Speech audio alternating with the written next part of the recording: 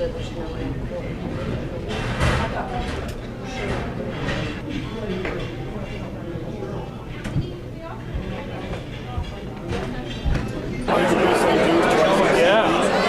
match up. What a matchup that was.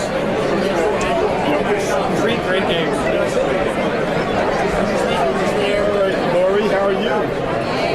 I'm John Paul.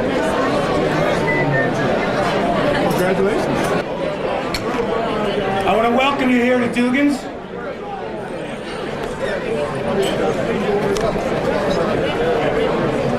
This is the 17th Annual Awards Banquet. My name is Dave Spadaro. I work with the Philadelphia Eagles and I love sports, and everybody in this room loves sports, and that's why we're here tonight to honor greatness in every imaginable capacity in the world.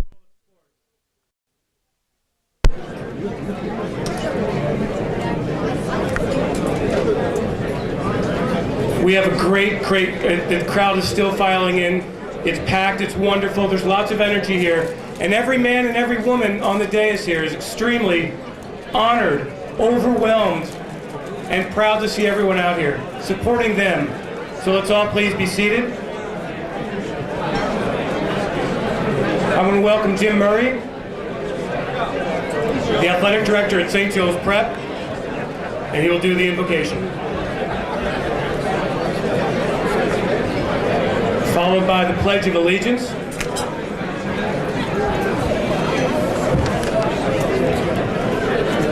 Good evening. If Mr. Carlin would take his seat, we'll get underway.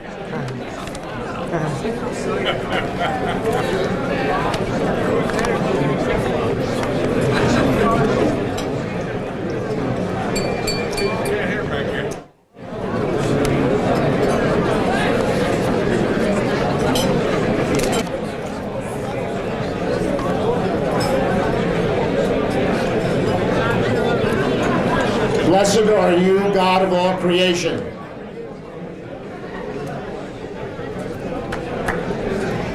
For it is through your goodness that we are gathered here this evening to honor and perpetuate the memory of the men and women who have brought lasting fame to the state of Pennsylvania through their athletic achievements. We are grateful for the blessings you have bestowed on us, athletes, coaches, officials, and administrators. And we ask you, God, to bless what we are about to eat and what we are about to do tonight, tomorrow, and always. Amen. Amen. And if you'll now stand for the Pledge of Allegiance, please.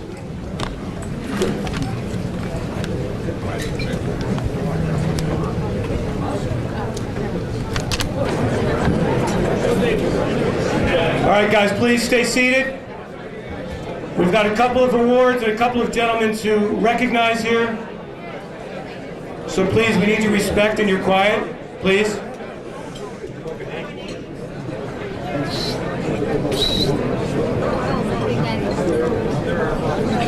We've got a great crowd here tonight, lots of energy. Just hang on for a minute, we'll get right to dinner. Anyway, we're here to celebrate sports on every level. People who have touched the community, people who have touched kids, people who have touched people they've never even met. So in each of these stories are special people, so we're all going to enjoy that tonight. Because in my world, I deal with every part of sports, professional football players, professional football coaches, people like me who work with the team, people who are fans of the team, people who can't stand the team, but everybody who has an interest in it, because it's sports. And it's competitive, and we're all competitive people, and sports is good things. It means everything good in the world here. Just be competitive, meet people. All of these people tonight being brought together in this room is very, very nice, and I'm gonna have a great time tonight. Thank you very much for having me.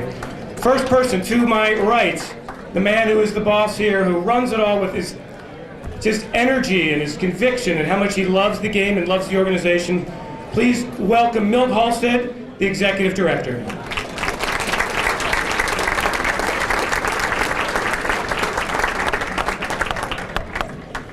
First of all, I want to welcome everybody here tonight. I am the executive director, but not really. It's really Diane who's in the back. Her and Holly do 90% of the work. All they do is take direction, and sometimes I'm not even good at that. But there's a few people I want to recognize that have done a lot for this organization, and the gentleman I'm going to bring up after me, he'll go into how this all got started, how we met, and where all the financial funds go to this organization, from this organization. But one of the guys I want to really talk about is Bob Clark from the Maxwell Football Club. He supports us greatly, financially, and in all ways. Another guy is Leo Carlin from the Philadelphia Eagles and the Eagles table back there. Leo is also a great part and also a good friend. In the room, and I'm not going to, single them out, but I like all the guys that are officers and on the board of directors to please stand up and take a round of applause. They work just as hard or harder than me. Please stand up. They're all over the place.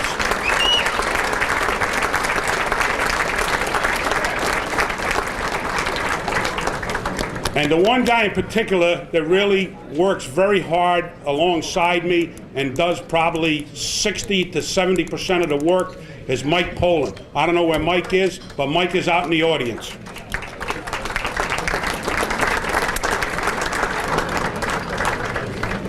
The only other thing I want to say, and then I'm going to sit down and we'll continue on with the program. Back there is a table loaded with a bunch of items that we're going to raffle off between now and dinner, or right after dinner when we start pulling the tickets. I'd like us to purchase as many as you can. All that money goes directly into the high school scholarship fund, and we need it desperately. How we're going to do this is on a first come. If you pick the first ticket, you get any prize up on the table. You can take whatever's up on the table, and so on and so on and so on. Okay? And the other part to that is, if you, in the program, there's a section where you can join the Hall of Fame. I would sure like to see members increase. We increased it greatly after last year, and I'd like to see it increased again. With that being said, I'm going to turn it back over to Dave, and he's going to be our MC for the rest of the night. Thank you, and God bless all of you for coming.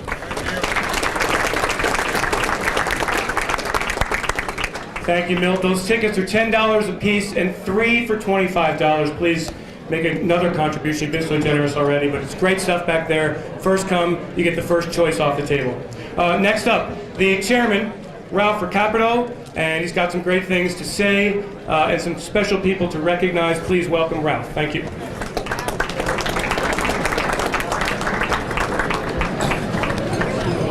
Thank you, Dave. About 10 minutes ago, Milt asked me to get up here and tell everyone about the background of the All-Star Game and about how we started this organization and why we're here tonight. I believe it was around 1973 when I was head coach at Mastbaum, and we were playing Northeast, and a group of coaches and in the city of Philadelphia had decided that we should have our own All-Star Game. There was an All-Star Game played in the city, and they moved it out of the city, and the kids in Philadelphia did not have a game to play in, and we decided to have our own game. Milt was officiating that game and came over to me and said, I want to get involved in that game, and thus started a very strange conglomerate of guys working and girls to put the game together. When I said strange, you never saw a group of football coaches and football officials working together. They're usually fighting and screaming at each other, and I think because of Milt, really, the officials and the coaches were together on this endeavor, and we raised a lot of money for a lot of scholarships. And about 17 years ago, Joe D'Angelo said we ought to start our own all-star chapter. And we thought that might be a good way to honor a lot of guys who fell through the cracks and didn't get the recognition that they really deserve, and also raise some more money, some scholarship money for the All-Star Game. And tonight, the money that this banquet will raise will pay for most of the expenses of the All-Star Game that will be played in May. And also, you know how much was it, like $15,000 or $12,000 in scholarships will be given out at the All-Star Banquet. So we thank you very, very much for your attendance tonight, because not only are we honoring these great athletes, but we're here for a great cause as well. And the first person we want to honor is a man who really believes in our cause and has been in back of the All-Star Game for a long time and has contributed greatly to the scholarship fund, and we want to recognize that, and that is Bill Palo. Bill, would you please come up? Where is he? Bill, this is the President's Award, and we'd like you to come up here, please. You might as well get involved in this picture.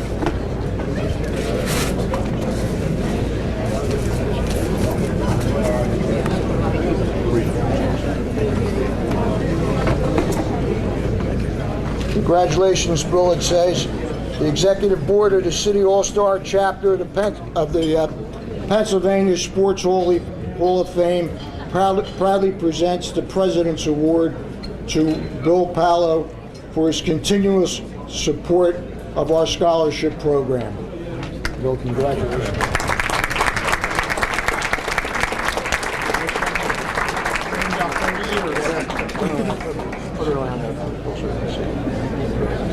One more, guys. One more time, please.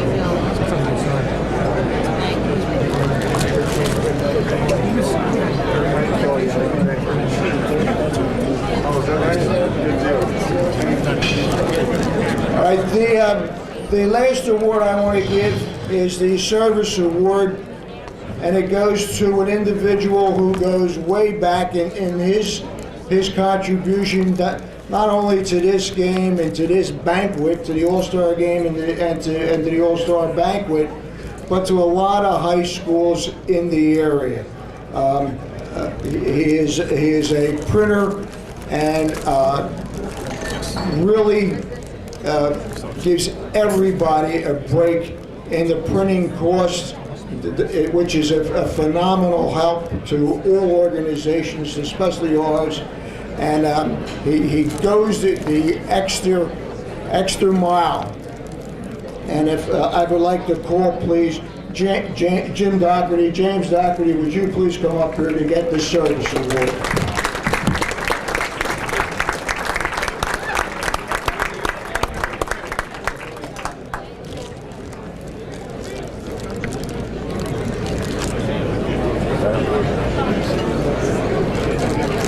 This award reads, the City All-Star Chapter of the Pennsylvania Sports Hall of Fame salutes James Doherty for his many years of loyalty and service. We thank him and hope for many more years together. Thank you, Bill. Appreciate it. I know how a sandwich feels at a banquet. Thank you so much. Appreciate it.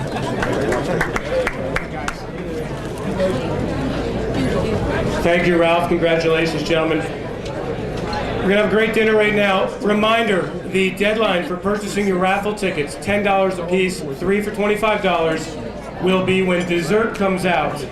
All right, so you've got between now and then to make the best decision of your night. Thanks so much for coming. Have a great dinner. And we will honor the class of 2008 after we eat.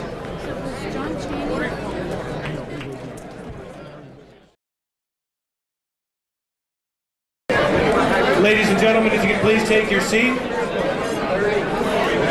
All right, ladies and gentlemen, please. We're going to start this program. A very special part of our program begins now.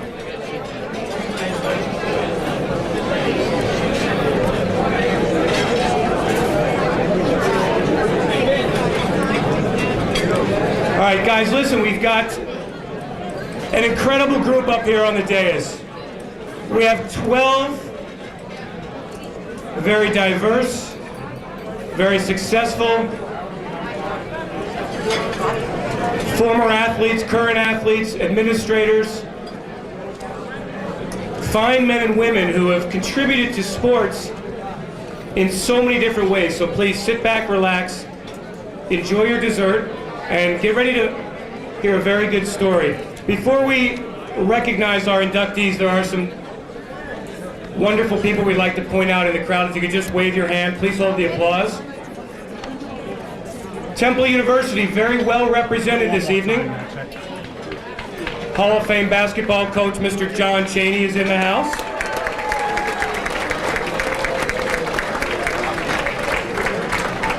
Former Temple University great player and assistant coach Mr. Jay Norman is in the house as well. Get out,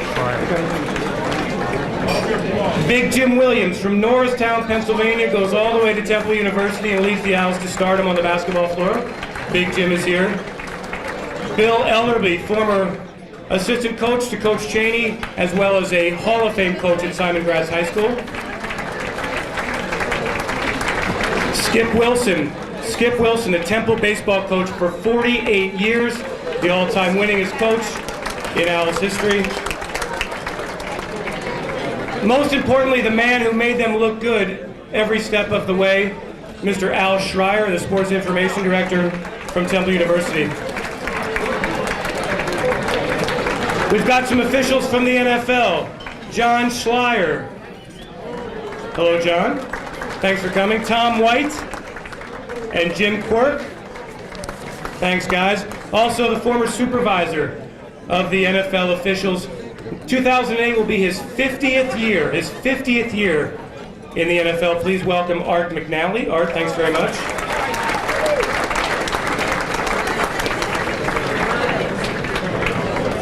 Great high school football coach, St. Joe's Prep, Jack Branca. Jack Branca, thank you. Also a former member of the All-Star Committee. Thanks, Jack. And I'd like to welcome up to the microphone somebody who's made a difference for us here. Stan Rakowski, he's the state president for the Pennsylvania Sports Hall of Fame. So please welcome him at the end of the dais to come on up, Stan. Thank you.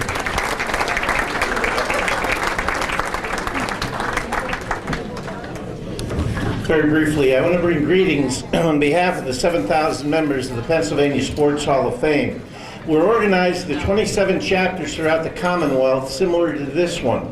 And what I urge you to do is to join Milt and his group here, join the Hall of Fame, and have a vote in bringing these people to the next level, and that's into the state induction.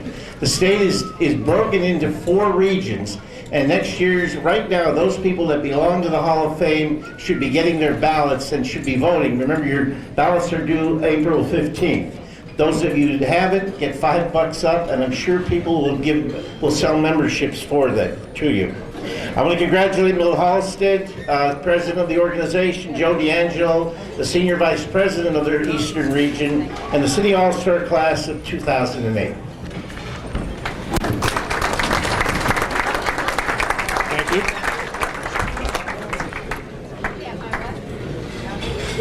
All right, on to the inductees.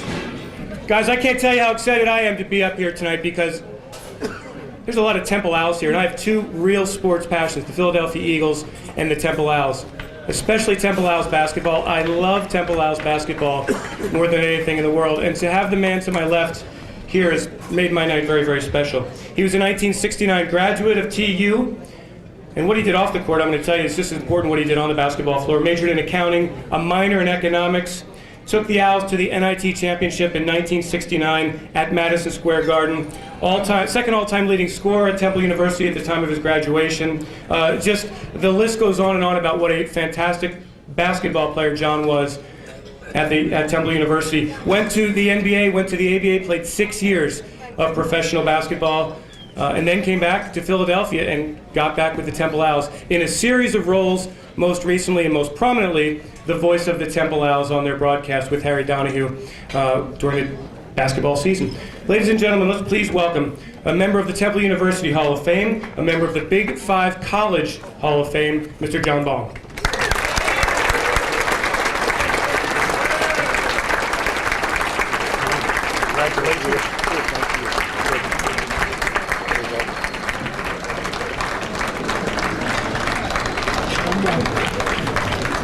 Thank you.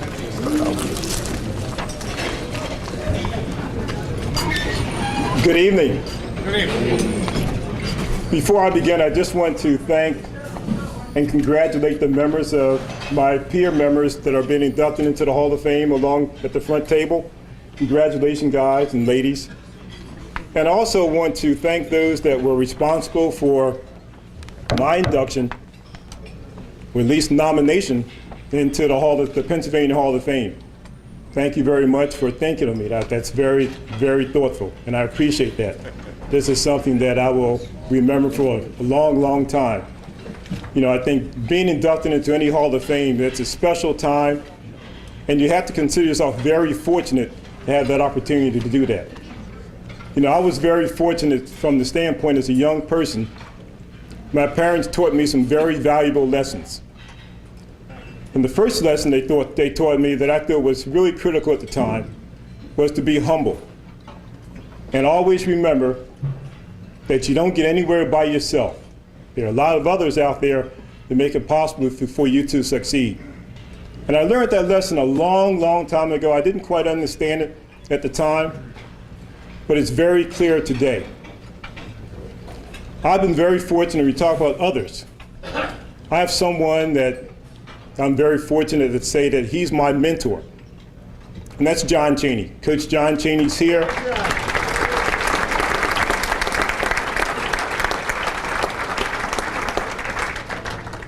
You only have a couple minutes.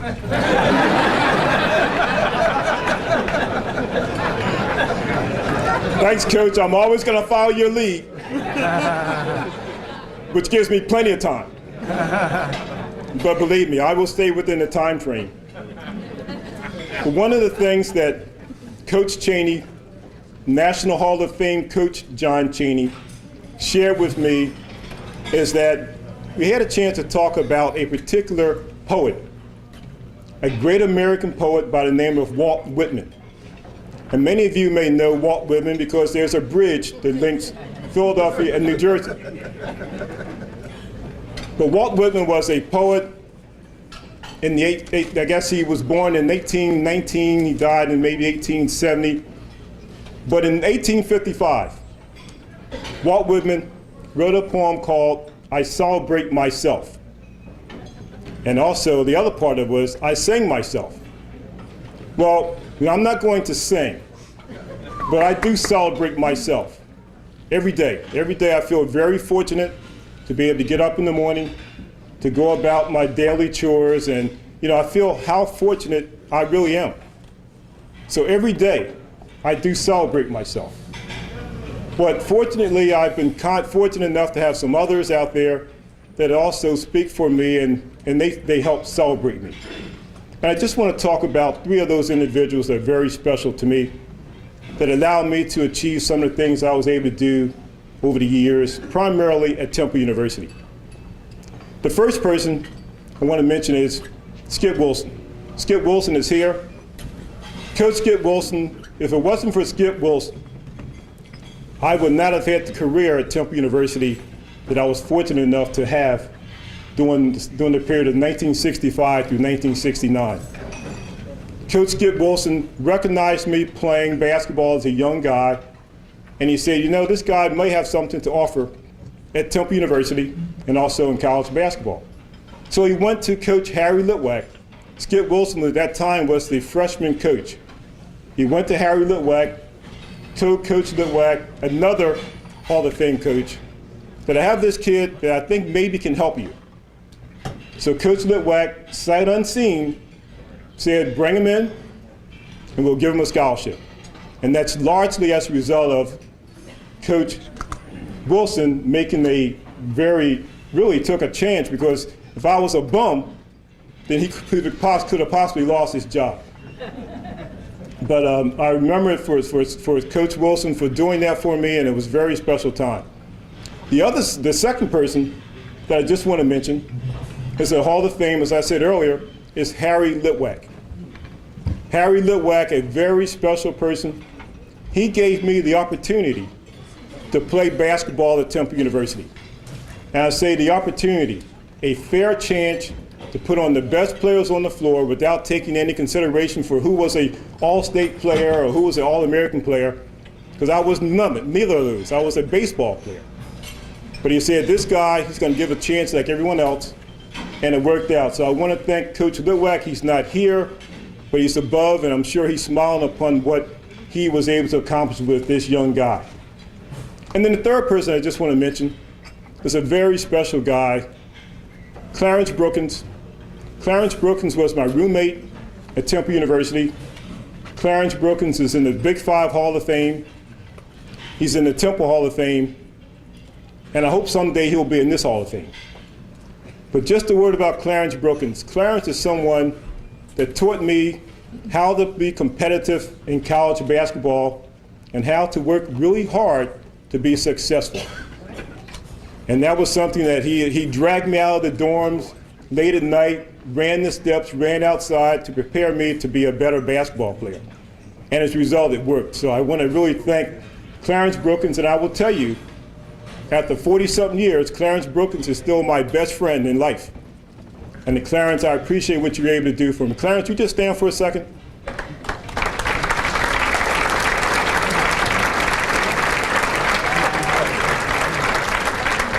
Thank you.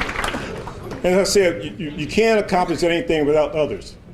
And the last group, and I will close with this, the last group that I just want to single out, I've been fortunate enough to have 3 families. Many of you, if you have one good family, you're lucky. Well, I've been fortunate to have 3 good families. And I just want to talk about, real briefly, each of those families. My first family, without any particular order of importance, and that is my basketball family. What I would like to have is everyone, guys, you got to do me a favor on this, because I know you're going to be a little slow standing up. But I'd like to have every basketball player that I played with or against at any level along the way. Would you please stand for a moment? As I said, guys, you're going to be slow, but stand up, please.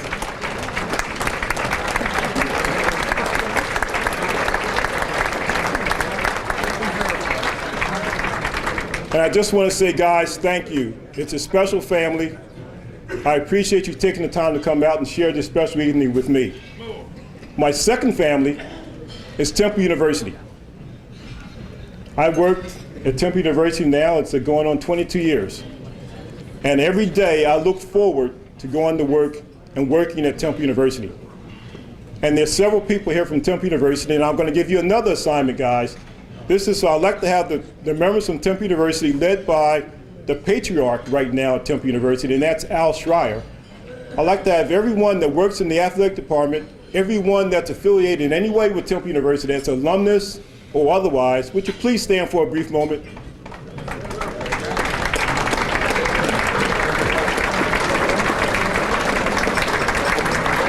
Thank you. Thank you for coming. And then last but not least, and that's a very special family, that's my immediate family. I've been fortunate enough to have my wife, she's here, my mother-in-law is here, my 2 boys, and also someone that I also consider a member of my family is a guy that we grew up together. His name is James Smallwood. He's here as well. So can my immediate family please stand for a moment? They're right over here.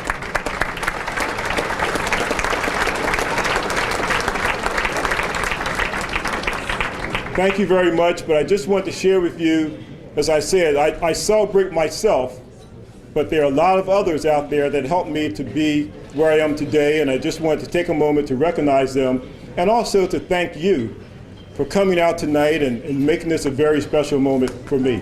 Thank you.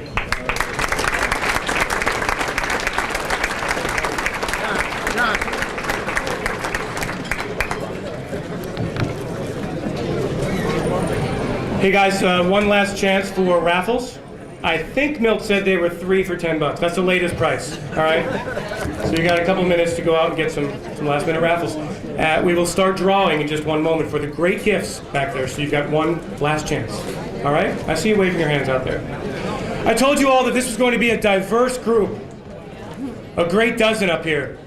Well, it's interesting. I get to work with a lot of different people in the NFL, one of whom is here tonight, a kind of behind-the-scenes guy, somebody who makes it happen. Leo Carlin is in the house. And I've gotten to know how important it is for all parts of it to work. It starts at the youth level, and Lori Bednarik basically started a movement, and the movement was get girls involved in sports and see the benefits of playing sports. So the story she will tell is much better than the story I can tell. So please, ladies and gentlemen, let's welcome Lori Bednarik to the bench.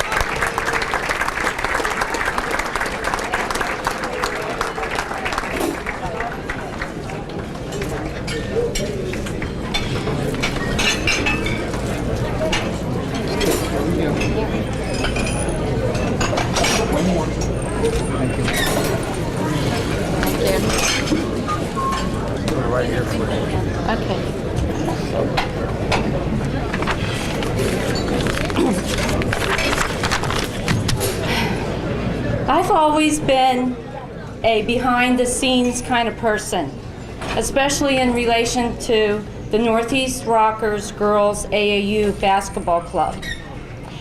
Growing up as an athletic girl, I never had the sports opportunities that girls today have available to them.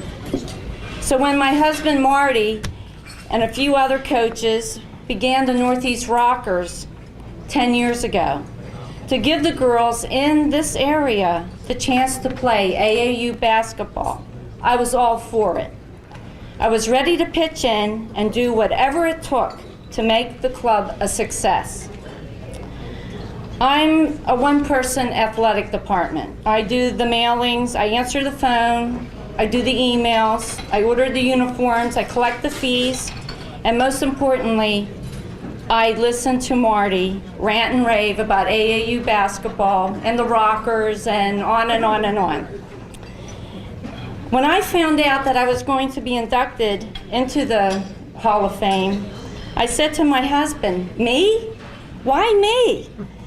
I could understand him being chosen and all these other inductees being chosen, but me? But then I thought about it. Why not me? Why not the thousands of other parents who volunteer their time behind the scenes for the betterment of the teams and clubs that their children belong to? Someone once said to me and my husband, "You're only doing this for your daughters." My answer to them was, yes, we are. But we're also doing this for your daughter and everyone else's daughters. And that's what it's all about. Giving girls the same opportunities as the boys have in sports. So I thank the officers and the board of the Pennsylvania Sports Hall of Fame, the City All-Star Chapter, and everyone who had anything to do with this special night. I'm very honored and deeply touched. Thank you.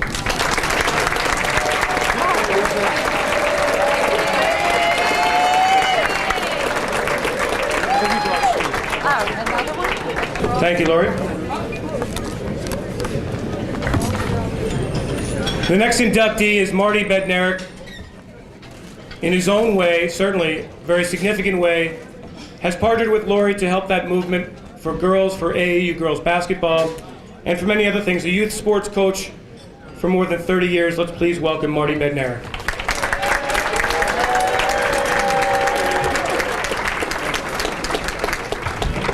Good evening, everybody. Dave said to me that your wife is going to come up together, and my wife said, no, he'll take all my time, so we're coming up separately. So I just want to say it's a pleasure to be here tonight, and I really want to thank the committee for bestowing this great, prestigious honor on myself and my wife. This is really a great night for us.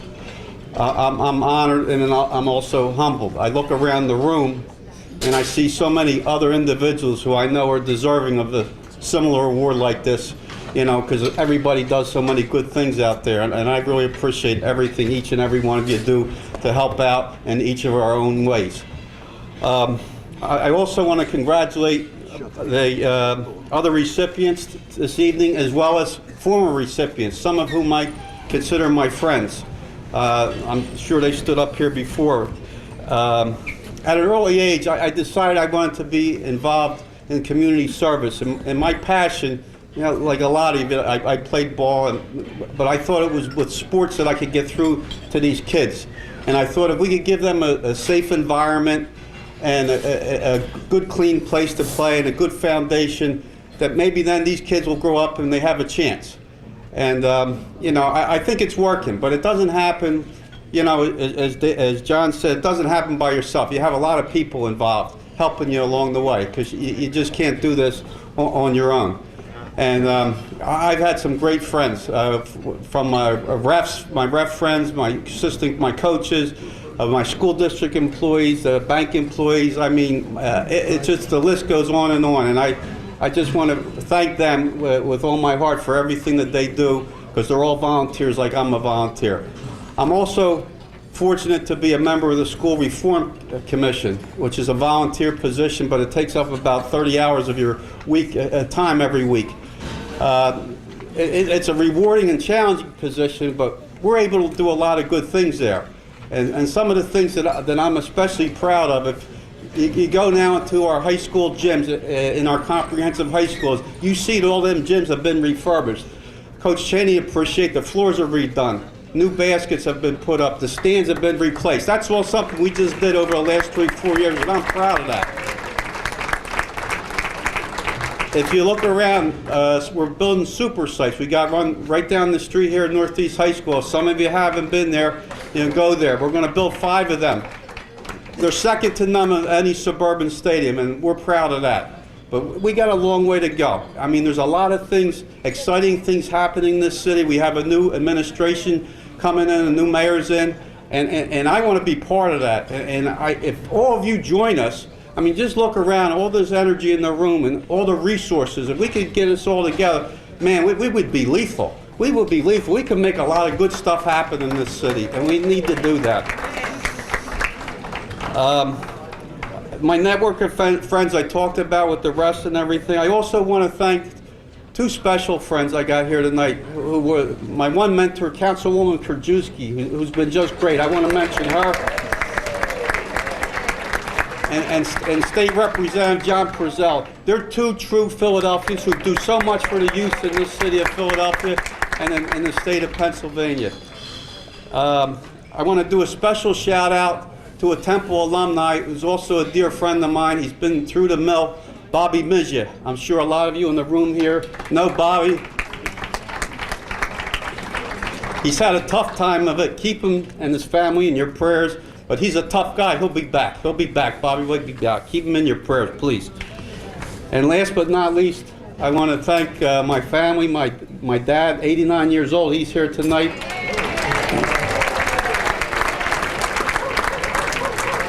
My mom's still with us, but her health's not that great, so he's not here. My brother, his wife, my 3 children, and my wife, for all their support. Without them guys, they're my rock. Without them, I can't go on and do this stuff, and I appreciate everything. It's a great event. I'm really honored. Thank you so much. Have a great time tonight.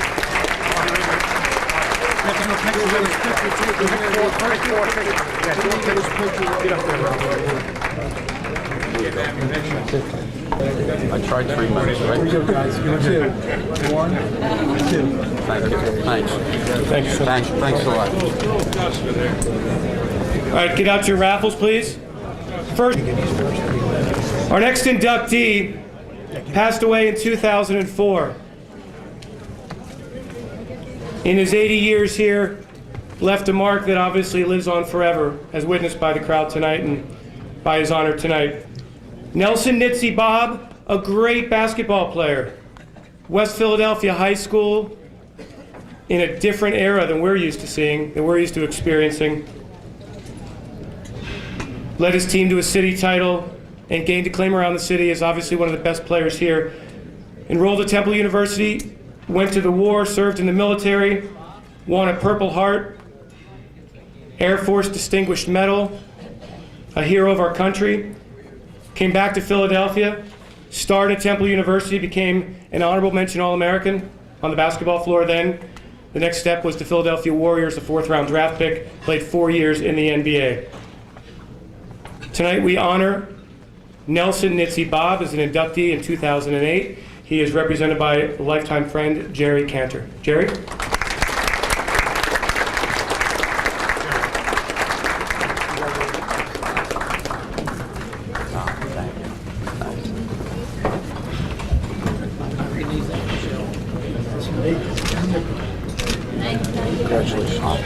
Right here for you, okay?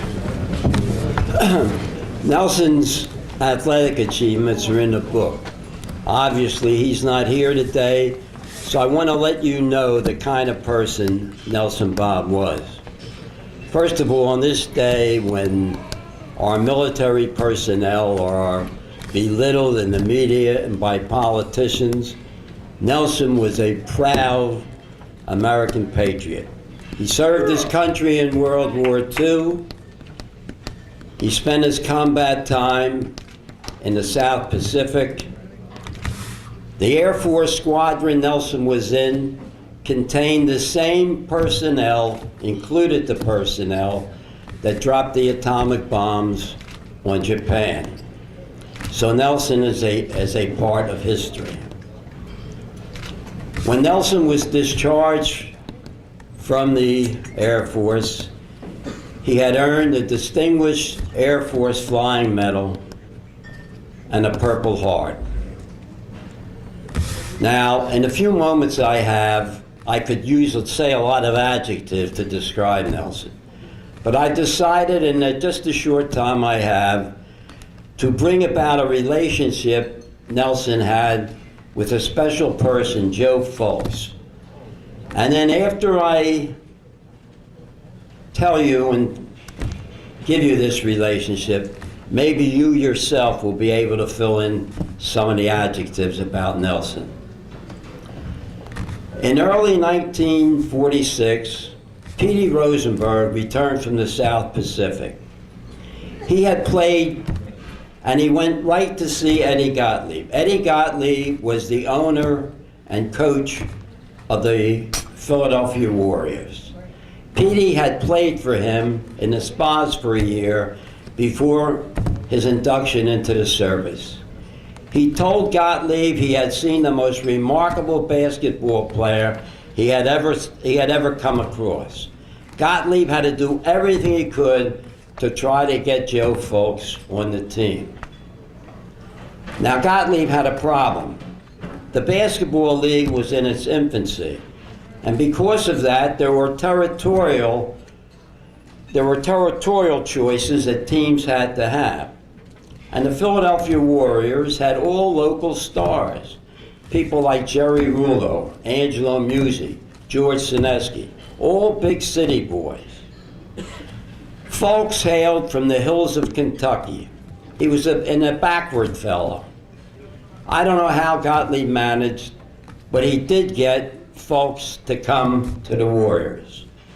So if you can, just picture little Abner going out to hang out with the guys at Kensington and Allegheny. Nitzy joined the Warriors shortly after Fulks' arrival.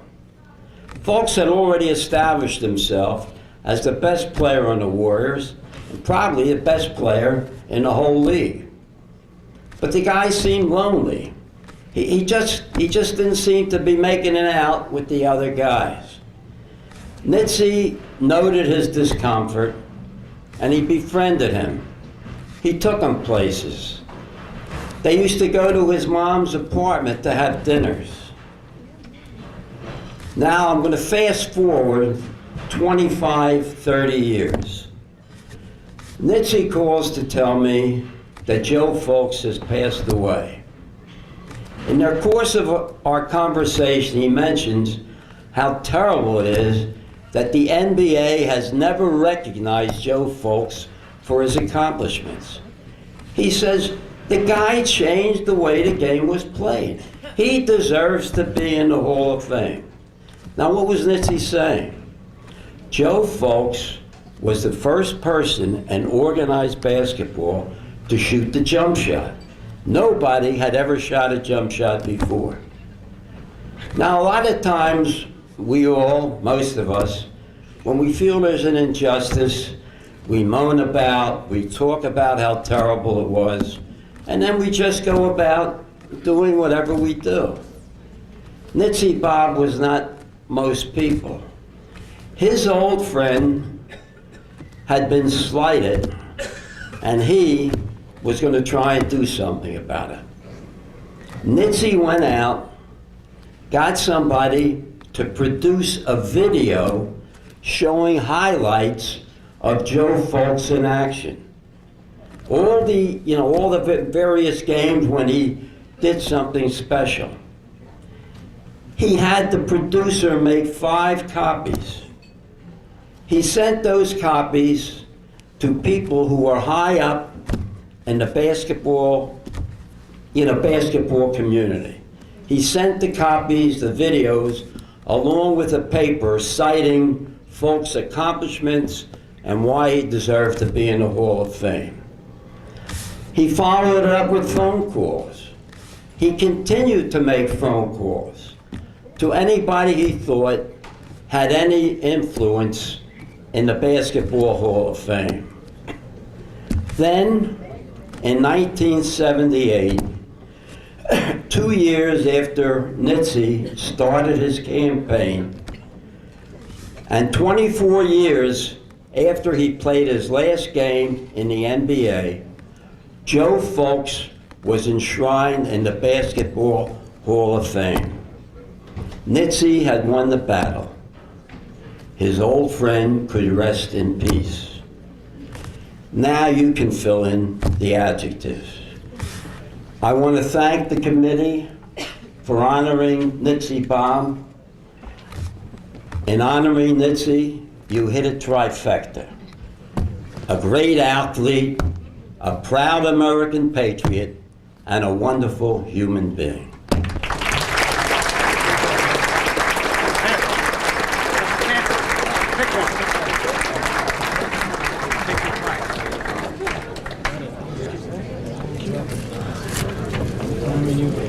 All right, next up to the prize table.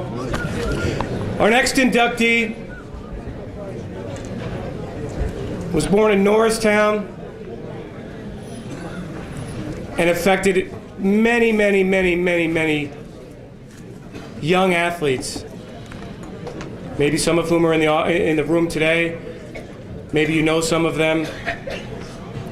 This is the kind of story that we can all appreciate because we've all been there in one way or the other. Henry Hank DeMito played sports as a kid, loved it. At some point along the line, made that transition to another phase, stayed in the game, stayed in sports as a coach, and made his mark in baseball primarily at Plymouth Whitemarsh High School in 33 seasons, 428 wins. 70% of the times they went out on the diamond, they won the game. In 1994, won the Eastern State Championship and the Pennsylvania State Championship that year. His Colonials were ranked #1 in the East and 6th nationally by USA Today. But he can tell you the story of what he meant to the kids and what they meant to him. I'll read you the accomplishments, but the story is not about the wins and the losses on the field as much as all the wins he had off the field with his kids. Please, ladies and gentlemen, let's welcome Henry Hank DeMito.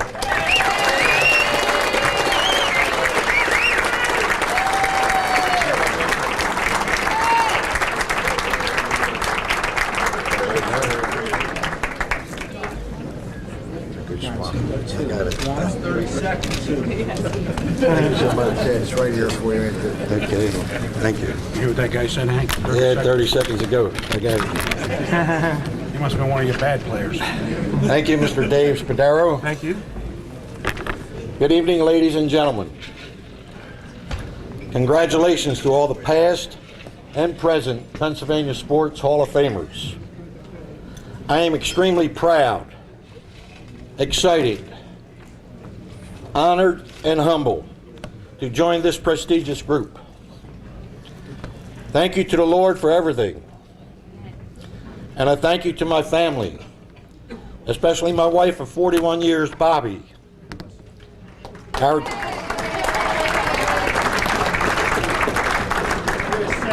3 children, our 2 grandchildren, excuse me, my siblings and their spouses.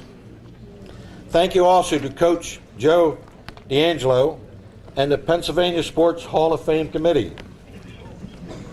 Also, John Pergine, Tony Leodora, and their Hall of Fame Advisory Board. And all my friends, athletes, coaches, and teachers at St. Patrick's High School, now known as Kennedy Kenrick High School, Millersville University, and Plymouth White Marsh High School. For everyone else, it is indeed an honor for me to break bread with all of you here tonight. Since January 1963, Plymouth White Marsh High School has been and still is my extended family. All the coaches I've ever coached with are respected as brothers. All the fine athletes I've ever coached are loved as sons. Our creed is we play together, we pray together, we stay together, we are family. Playing sports is a way of life, but faith, family, country, and friends is life. Through coaching at Plymouth White Marsh High School, the tears of joy and excitement for me can never be replaced. Our Plymouth White Marsh baseball players won a lot of games and a lot of championships. It was a fun ride. But the most important goal was seeing our boys graduate from Plymouth White Marsh High School, continuing their education to prepare themselves for their adult future. Having fun along the way also would just be another step to maturity. I am extremely proud of all my boys. Tonight, on behalf of everyone who has been part of my success in life, I humbly accept this award, an honor I will cherish the rest of my life. I wish you all health and happiness. God bless. Thank you, thank you, thank you.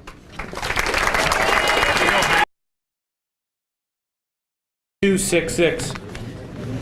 Hey, anybody out there, can you raise your hands? Anyone who's defeated Wilt Chamberlain in a basketball game? There are a few of you. Yeah, I figured there'd be a few of you. Yeah.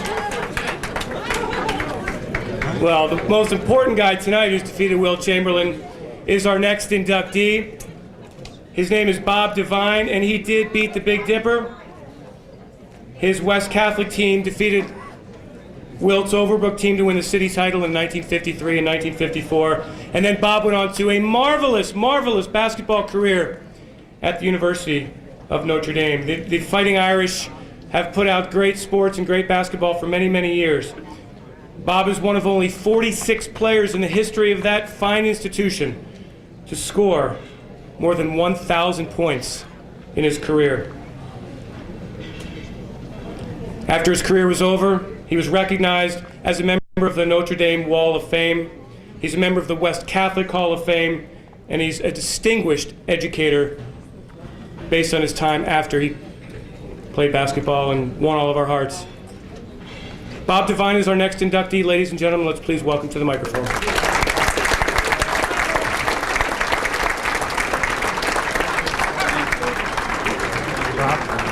Thank you. Okay, guys, here we go. 2, 1, 2.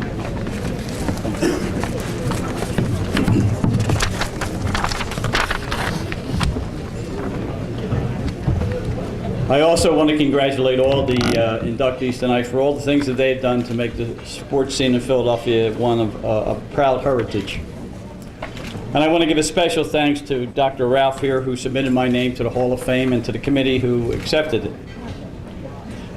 When one is inducted in such a prestigious group as the Pennsylvania Hall of Fame, or any other particular group, there's an automatic inclusion of many people who did help you along the way. And in my case, it began at Sherwood Playground in West Philadelphia, where we learned how to play the game and hit the cement well. I had a coach at Big Brothers Boys Club, and I ran into a couple of guys tonight that went to Camp Wyomissing with me. I can't believe it. Ruby and Pickles. God almighty. Anyway, one of the coaches I had there was a fellow named Jack Lister, who helped me a great deal to learn the game. My coach at Transfiguration was a fellow named Johnny Powell. Probably not too well known other than among the kids from Transfiguration. And then there was Jimmy Yusselton at West Catholic High School, who coached us in that famous game against Will Chamberlain. Jimmy Sadler just came up and gave me a picture of the bus trip we took to the NIT. God, I looked like I was about 3. My coach at Notre Dame was a fellow named John Jordan, who taught me a little bit about the game and how to play with my teammates. And so I'm very appreciative of all those people that helped me along the way, and especially some of my teammates tonight who are here. A good friend of mine, Squeezy Campbell, has gone through 39 days of chemo, and he showed up tonight. So I'm going to thank him for that.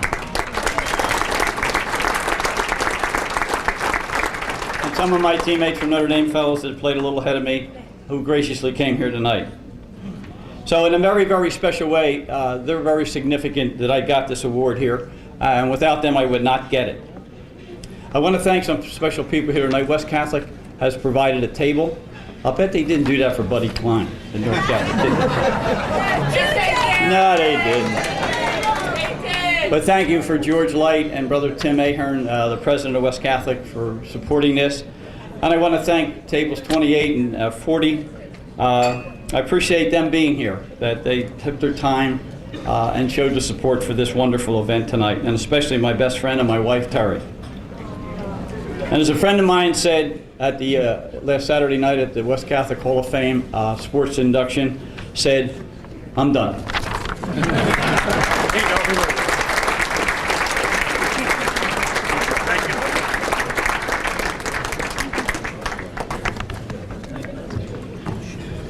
All right, 2 more tickets.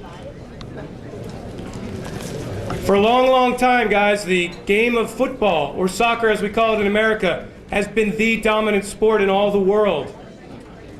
And long before we had soccer as a popular sport in this country, major leagues, television contracts, ripping off the shirts, we had the grassroots soccer back in the 1950s.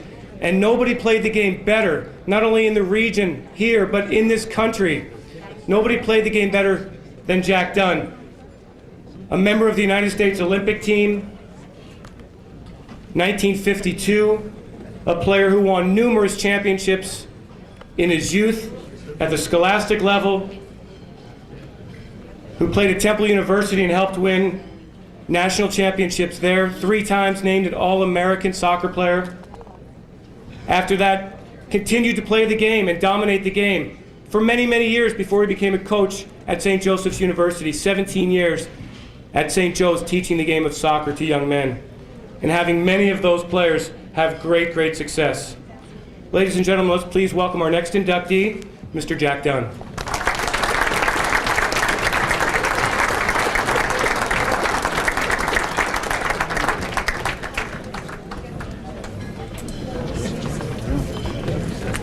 Let's get a picture. Picture, John?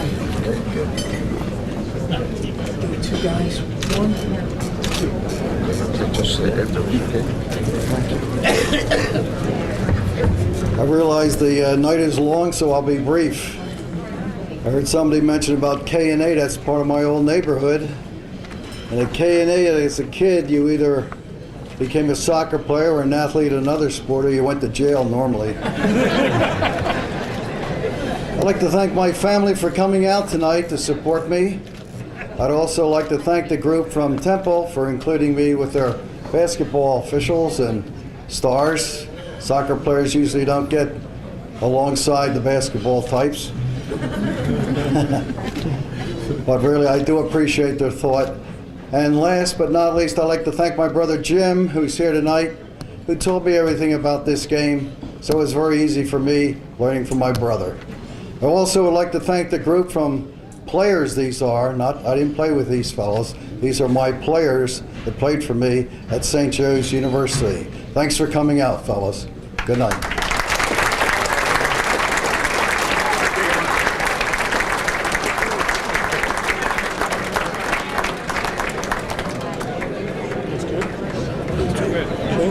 Two more tickets. 050-560-0. Our next inductee made the game of football look very, very easy. And I think probably everybody in this room watched him play at one point, or maybe every point in his career. An all-city player, first-team All-Catholic, 2 years at St. Joe's Prep, onto a stellar career at the University of Delaware. Hometown boy makes good and makes it, not only makes it there, but makes it in the NFL. Played 18 years in the NFL. That is a long, long time.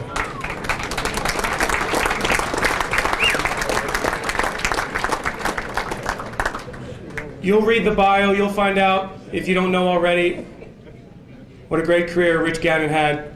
Let's please welcome to the microphone Mr. Rich Gannon, our latest inductee.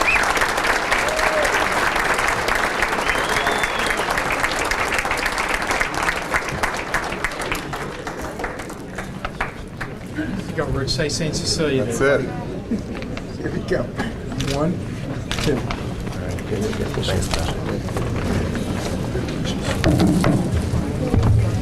Well, thank you very much. The one common theme that you hear from all the recipients tonight is that you don't get a chance to stand up here without a lot of help from out there, and I certainly was blessed along the way.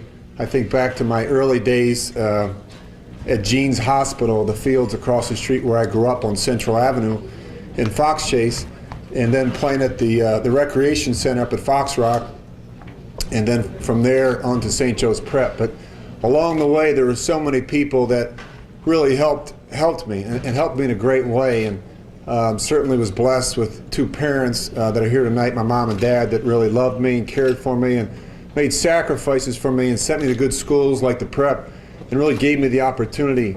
And I can remember my dad getting up a lot, ironically enough, early in the morning to take me down to the boathouse on the Schuylkill River to row. And we had to be on the river by 6. And a lot of you probably didn't know I was on the crew team at the Prep. But anyway, I'll never forget the sacrifices. It's not easy as a parent now. I have 2 young daughters to get up early and to be the soccer dad or whatever it is. But it's those type of sacrifices.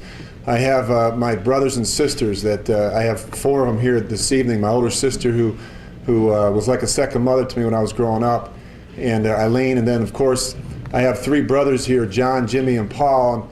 And if you're a quarterback, you're always looking for somebody to catch for you. And so these guys caught a lot of footballs over the years from me and really helped me get into the National Football League. And I don't know if I've ever personally thanked them for that, for running all those routes down at the beach or wherever we were on vacation, and for helping me along the way, and for also choosing me in some of those tackle football games when I was just a little tyke. I appreciate that as well.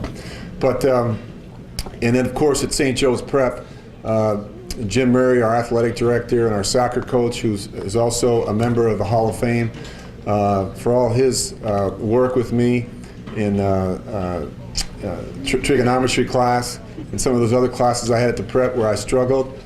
He found a way to kind of get me through. And for Coach Banquet, that would take me after practice at Belmont Plateau and drive me back up to the Northeast where he lived, and his wife would make dinner for me, and then we'd watch film. So I don't know if that was even a legal, Coach, but we did it, and I appreciate it. And for Leo Carlin, who's a dear friend to me, a guy that really, and I've told this story a lot of times, but really helped me land in the National Football League. I was drafted by the New England Patriots in 1987, and they decided to change my helmet and shoulder pads and make me play defense. And I was stubborn, and I called Leo and I said, there's no way I could do that and make it. He made a few phone calls, and 6 days later I was traded to the Minnesota Vikings, where I started my career in 1987. So I appreciate that, my good friend. And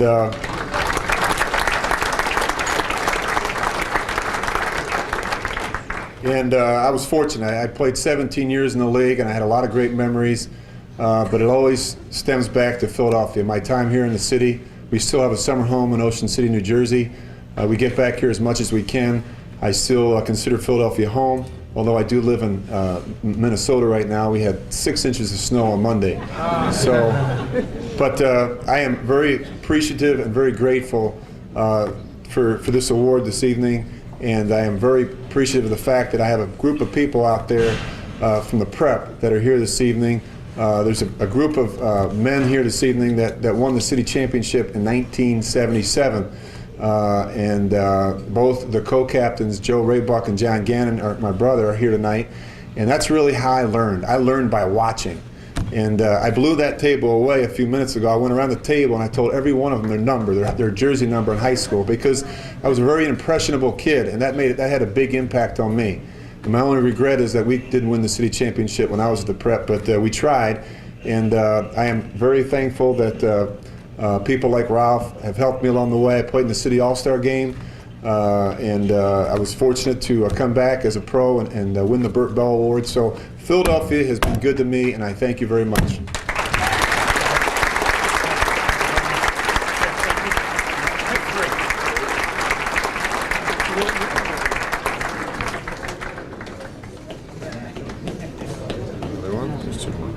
Thank you. Thank you, Rich. 3 more tickets to read out. 050-233-05. Gang, it's been March Madness bleeding into April Madness for anybody who loves the game of college basketball. And in Philadelphia, we all love the game of college basketball. It is absolutely one of the hotbeds of the game, of the sport. Another hotbed is Chapel Hill, North Carolina. And there is, I guarantee, nobody in the room more excited about basketball this weekend than our next inductee into our Sports Hall of Fame here. Vince Grimaldi, standout player John Bartram, outstanding player in the city of Philadelphia, took his talents after high school to North Carolina, and there he had a remarkable career, the co-captain in 1953. A year that he was named the most valuable player and its most inspirational player. The first time in school history at North Carolina that a player had won that award in the same season. And since that time, 54 years have gone by, and only 3 other players have won dual awards, those 2 awards, in a single season. Grimaldi served for 2 years in the United States Army, 1 year in Korea. Outstanding basketball player here, and then he showed everybody down in Chapel Hill how it's done. Please welcome our latest inductee, Mr. Vince Grimaldi.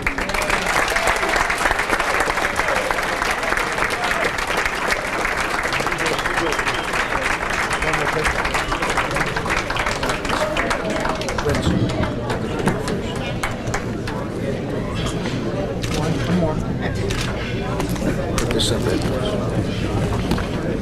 Thank you. I listened to that introduction, and I read the page in the program that has my picture on it, and it proves that the old athlete's adage, at least in my case, is true. The older you get, the better you were.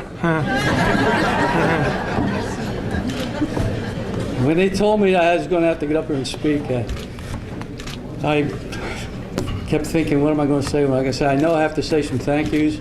I know I have to make some acknowledgments. But before I do, I want to tell you a little story, a little known fact about my basketball career in North Carolina that I've been dying to tell people, and I love the story. I was going into my senior year, and I learned that we were going to have a new coach. The university had hired Frank McGuire, great coach from St. John's University in New York. Very popular, very famous man. I was very excited. First day back to school, I rushed down to the gym and I went into his office to introduce myself and to meet him. And we had a nice chat. It turns out, though, that Coach McGuire was a little bit superstitious. One of the first things he said to me was, "Vinny, nobody wears number 13 on our team." Well, I wore 13 all through high school, freshman, sophomore, junior year in college. I can't argue with Frank McGuire. I said, "Okay, Coach." And that was the end of that subject. But it turned out to be a good thing. Years later, when Carolina was developing its reputation as one of the best programs in the country, a couple of people would come up to me and say, "Hey, I understand you played for North Carolina." And I said, "Yeah, I did." He said, "Were you any good?" I said, "Well, it just so happens I was the first player in the history of the program to have his number retired after his junior year."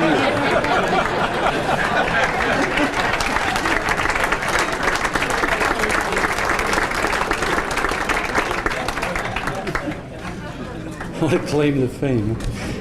I'm sure that sometime in the very near future, somebody's going to come up to me and say, "Hey, I heard you made some Hall of Fame. What'd you do to deserve that?" I'm going to tell them the same thing. I was the first player at the University of North Carolina basketball program that had his number retired after his junior year. Well, I know that's a little facetious, but I have to, because modesty takes me to the point where I don't know whether I'll ever be able to convince myself that I really deserve this honor. But I am incredibly grateful for the fact that there were some people who did think I deserve it. So I would like to thank the officers and the board of directors and so forth of the Pennsylvania Sports Hall of Fame and the Philadelphia City All-Stars chapter. I would also like to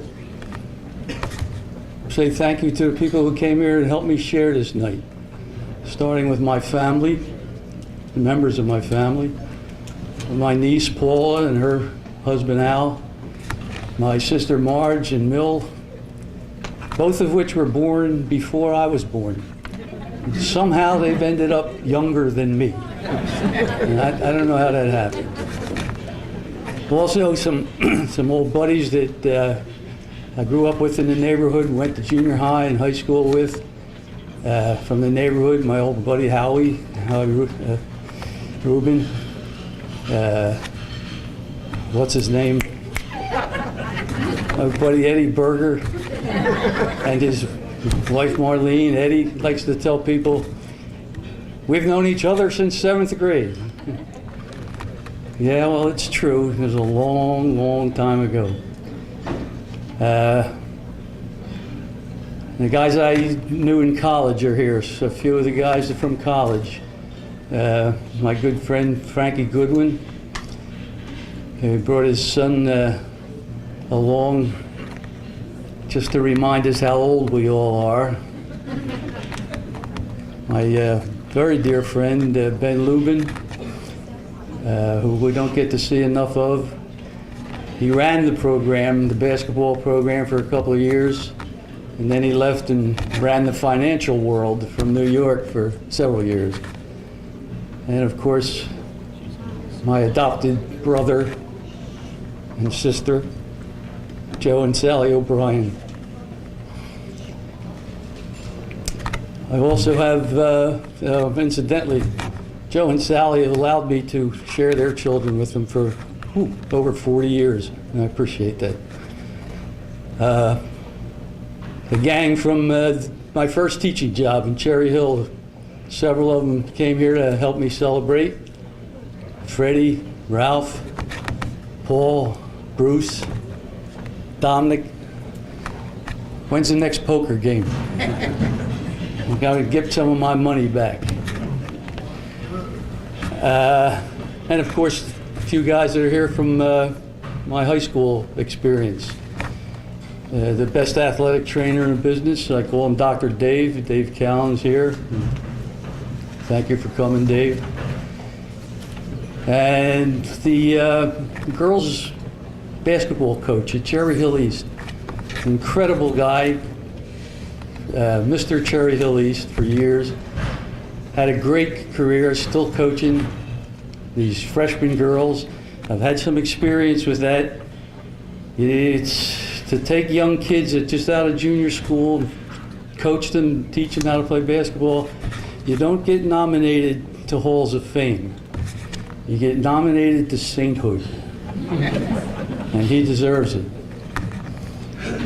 Also with us tonight is from the other side of the river, a member, I believe in 1999, inductee into the South Jersey Basketball Coaches Hall of Fame for his remarkable career as head basketball coach at Cherry Hill East, Johnny Valori.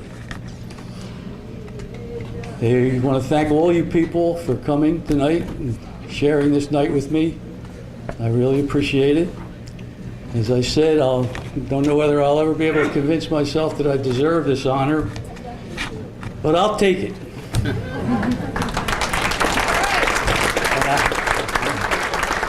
I assure you, I will cherish it. Thank you.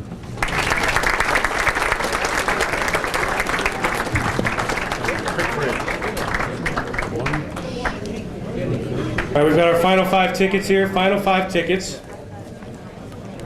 05. I'm getting the idea here that the 1950s were pretty great times to be a basketball player in the city of Philadelphia. Our next inductee played basketball, played baseball, later coached, was an official, touched every aspect of sports in this Philadelphia area. 1955, Mark Ward Basketball Club Award winner, played at LaSalle. Standout at Northeast Catholic, a member of that Basketball Hall of Fame.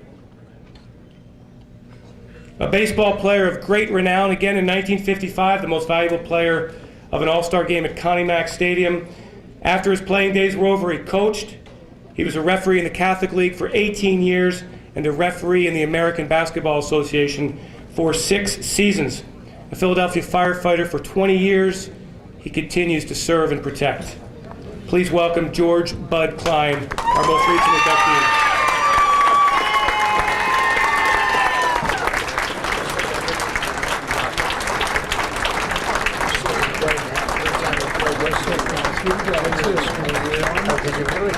One more. Thank you. One more. Thank you. I guess you recognize most of the noise came from over here. I'd like to thank everyone for coming this evening, especially my friends from North Catholic and the people that I refereed with, Bobby Downey, Jimmy Hessen, Billy Walsh. But most of all, I'd like to thank my family for coming. My wife, Ginny, for 43 years. My son, Buddy, flew in this morning. His wife's about 12 months pregnant. And I didn't expect him to come in, but he did. And my daughter, Kim, and her husband, Mark, and especially my grandson, Nicholas, who got 100 in a reading test today.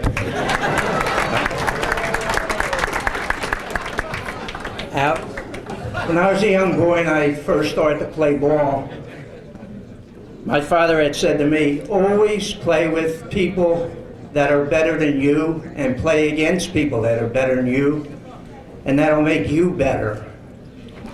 And as I look down the table here, I think I'm still playing with people that are better than me. and except Bobby Devine. He also told me that don't ever tell anyone how good you think you are. Let them tell you how good you are. And I think these people around here did that, and I'm very appreciative that someone else said it. Because if I had to say it, it would be, it would come off very unhumble, which, if that's a word. And I am very appreciative of this honor. I'm not quite sure that I deserve it, but I'm appreciative that these people think I do deserve it. There's just one other thing I want to say. When I walked in tonight, I was talking to Dan Devine, that's Bobby's brother. And Dan, I said, "How you doing, Dan?" He said, "Not too good," he said. I said, "What's the matter?" He said, "I'm tired of hearing how good Bobby was, how good Jack was."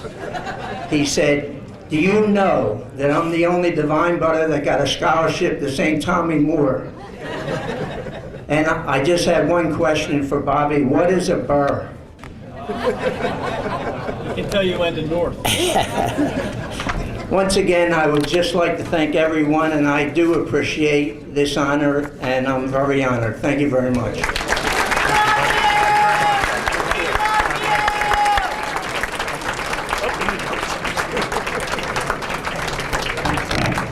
Our next honoree could not be here this evening.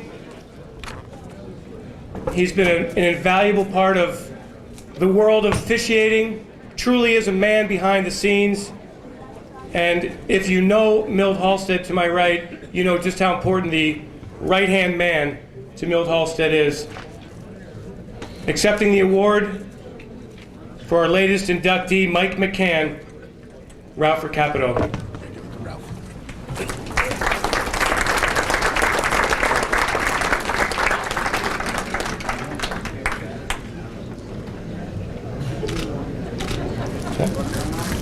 Congratulations, Mike. He couldn't be here tonight for personal reasons. As usual, behind the scenes. Our final inductee tonight has a fascinating story and certainly spells out the diversity of our panel here tonight, of our inductees. Something that I certainly appreciate, the beauty, the mastery, the power, the explosion of world-class gymnastics. A member of the U.S. national team, 5 gold medal winner at the 1975 Pan American Games, the first woman in Penn State history to be awarded an athletic scholarship. Tremendous inroads. She led the team to 2 national championships, one of the greatest gymnasts certainly to ever come out of this area, and clearly made her mark on the world. After her career was over, continued to spread her knowledge, develop academies, and promote the sport.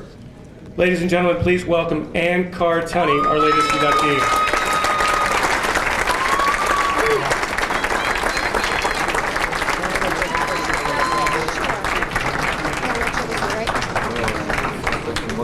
What's up the flowers? 1, 2, 1.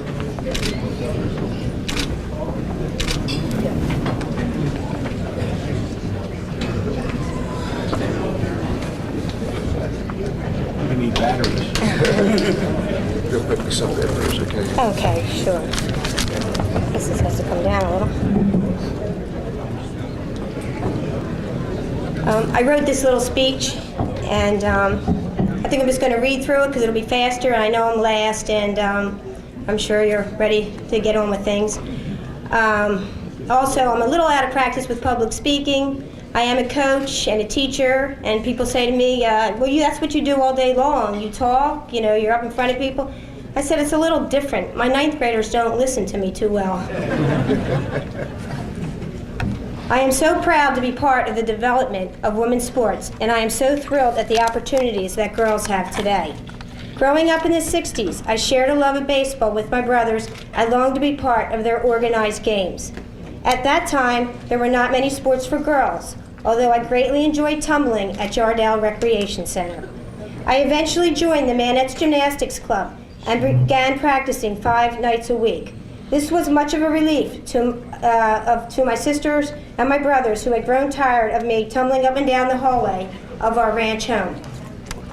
Competing internationally was challenging for the United States in the 70s. At home in the U.S., we were at the top of our game, but when we traveled to Eastern Bloc countries, we were in awe of their skills. Many countries had a system where they would handpick gymnasts out of kindergarten and train them in facilities that were far superior to what we had here. There was a lot of pressure on us because we were just starting to knock on the door, and if we performed perfectly, we had a chance to medal. At the University Games in 1977, many of us made the finals, but the Bulgarians won a lot of the medals. Someone said to me that they felt that there was a lot of bias in the scoring, and I remember thinking, they can keep the medals. Being from Bulgaria was far too high of a price to pay. As harsh as the judges seemed, the overseas audiences were always appreciative of us. They enthusiastically asked us for autographs and threw flowers from the stands. Becoming the first female offered a scholarship at Penn State required some luck and good timing. In the spring of '76, I was receiving scholarship offers from many universities, but they were not where I wanted to go. California, that was too far. Arizona was for old people. At least that's what I thought. Penn State was not offering full scholarships because they really didn't need to. In their words, we can get the talent without them. I told my father that I wanted to go to Penn State. And if there's a heaven, I know he's there, because he said, forget the scholarships and go to Penn State. 2 days before leaving, I was packing my bags when the phone rang. Penn State decided to offer their very first female athletic scholarship.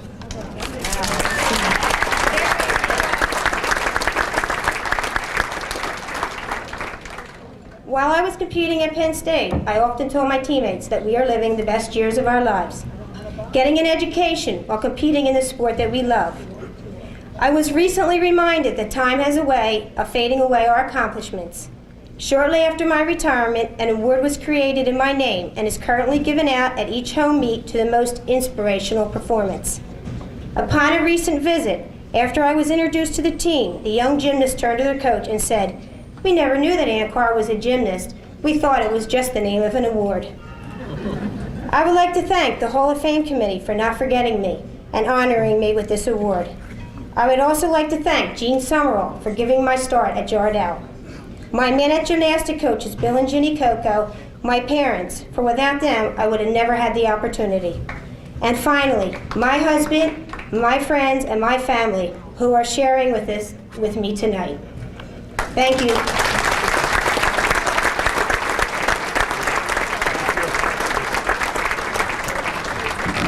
Everyone, if we could collectively congratulate the class of 2008, please.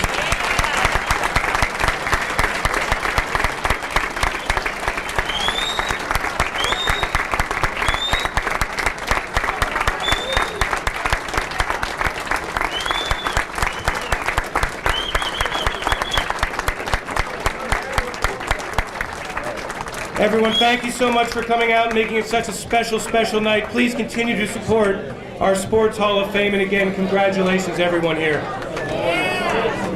All right. Congratulations.